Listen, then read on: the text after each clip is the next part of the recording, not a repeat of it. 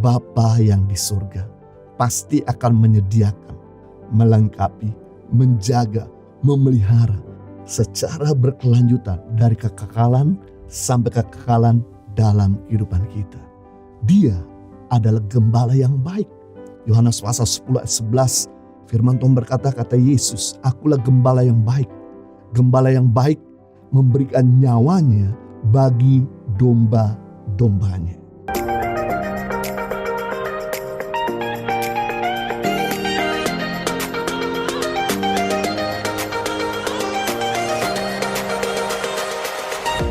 Keajaiban pemeliharaan Tuhan. Allah kita adalah Allah pencipta sekaligus pemelihara. Dia bukan cuma menciptakan kemudian mengabaikan ciptaannya begitu saja. Dan pemeliharaan Tuhan bukan saja atas manusia yang diciptakan menurut gambar dan rupanya, tetapi atas seluruh makhluk hidup yang diciptakan oleh Tuhan sendiri. Bahkan dalam salah satu khotbah Yesus di bukit, dalam Matius pasal 6 ayat 26 sampai 29, Tuhan Yesus berkata, pandanglah burung-burung di langit yang tidak menabur dan tidak menuai, yang tidak mengumpulkan bekal dalam lumbung, namun diberikan makan oleh Bapamu yang di surga. Atau perhatikanlah bunga bakung di ladang yang tumbuh tanpa bekerja dan tanpa meminta, namun Allah mendandaninya dengan keindahan yang begitu rupa. Amazing. Kalau demikian terjadi, di mana hewan, di mana tumbuh-tumbuhan Tuhan pelihara, masakah kita masih meragukan pemeliharaan Tuhan? Namun ironisnya, masih banyak anak-anak Tuhan, hamba-hamba Tuhan yang meragukan akan pemeliharaan Tuhan, sehingga mereka melakukan hal-hal yang tidak rasional. Kita akan belajar bagaimana mengalami keajaiban pemeliharaan Tuhan dalam kehidupan kita. Yang pertama, percaya akan keajaiban pemeliharaan Tuhan itu dari kekekalan sampai kekekalan. Dari awal hidup kita sampai akhir hidup kita. Dari generasi demi generasi, Dia selalu memelihara setiap kita. Amazing. Yang menarik, sebelum Tuhan menciptakan manusia pada hari yang ke-6, hari-hari sebelumnya Tuhan itu menciptakan lebih dulu udara, lautan, daratan, binatang, tumbuh-tumbuhan, dan segala sesuatu yang diperlukan oleh manusia. Jadi Tuhan menyediakan lebih dulu semua yang dibutuhkan oleh manusia sebelum manusia hadir di bumi. Ini artinya pemeliharaan Tuhan. Kata pemeliharaan berasal dari bahasa Latin, yaitu providentia, atau dalam bahasa Inggris provide, yang berarti menyediakan, melengkapi, melindungi, memelihara secara berkelanjutan. Jadi providentia artinya Allah terus bertindak secara berkesinambungan dalam menyediakan, melengkapi, melindungi, memelihara kebutuhan makhluk hidup sebagai ciptaannya. Luar biasa. Sama seperti kita punya binatang peliharaan. Ketika kita punya hewan peliharaan, maka kita nggak mungkin cuma kasih makanan 1-2 kali saja, tapi seterusnya, supaya binatang itu bisa panjang umurnya.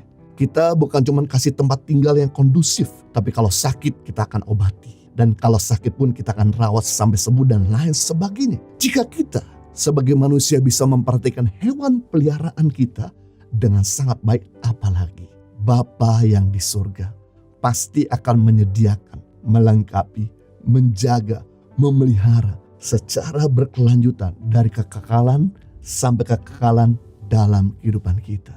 Dia adalah gembala yang baik. Yohanes pasal 10 ayat 11, firman Tuhan berkata, kata Yesus, akulah gembala yang baik. Gembala yang baik memberikan nyawanya bagi domba-dombanya.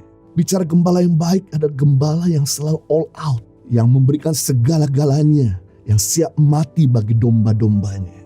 Luar biasa, ini bedanya antara gembala sama koboi. Gembala itu berjalan di depan, sedangkan domba-dombanya di belakang. Begitu berhadapan dengan binatang buas, maka gembala lah yang menjadi perisai. Gembala yang mempertaruhkan nyawanya agar domba-dombanya diselamatkan. Beda sama koboi. Kalau koboi itu berjalan di belakang domba, sehingga ketika datang binatang buas, maka koboi itu lari dan dombanya mati diterkam oleh binatang buas. Ada hal yang sangat tidak lazim sebetulnya, di mana gembala rela mati bagi domba-domba. Namun itulah yang Tuhan Yesus lakukan. Hal yang tidak lazim, karena Dia mengasihi kita. Dia memberikan nyawanya untuk kita. Kalau nyawanya saja Dia berikan, apalagi pemeliharaannya, apalagi berkat, apalagi mujizatnya, apalagi kehadirannya, apalagi segala kebutuhan kita, dia sanggup untuk memberikan. Nah, Yohanes pasal 10 menjelaskan bahwa Yesus adalah gembala dan kita adalah domba-dombanya. Kenapa?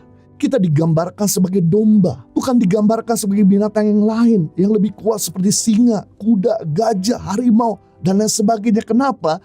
Tuhan menyingkapkan kita sebagai domba. Hal ini menegaskan bahwa kita sebagai manusia yang penuh dengan kelemahan, ketidakberdayaan, mudah tersesat, dan selalu dalam keadaan yang berbahaya. Itu sebabnya kita perlu gembala yang baik, penjaga yang tidak pernah terlelap, penyedia yang setia, sehingga kehidupan kita bisa aman dalam pemeliharaannya. Bagian kita adalah jangan down, jangan panik apa yang sedang kita hadapi, melainkan kita tetap percaya, tetap bangun hubungan dengan gembala kita, dan tidak meragukan sedikit pun akan pemeliharaan yang tidak pernah gagal.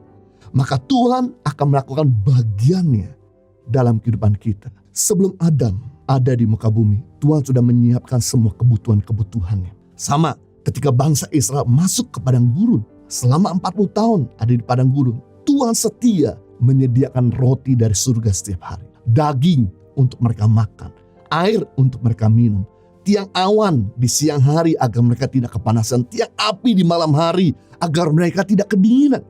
Maka Tuhan yang sama akan memelihara kita pagi hari, siang hari, sore hari, dan malam hari. Dari hari ke hari, dari masa ke masa, dari musim ke musim. Seperti kalanya Tuhan memelihara umatnya di dalam Alkitab, maka dia akan memelihara kita juga. Membuktikan dia adalah Tuhan pemelihara yang sempurna dari masa ke masa.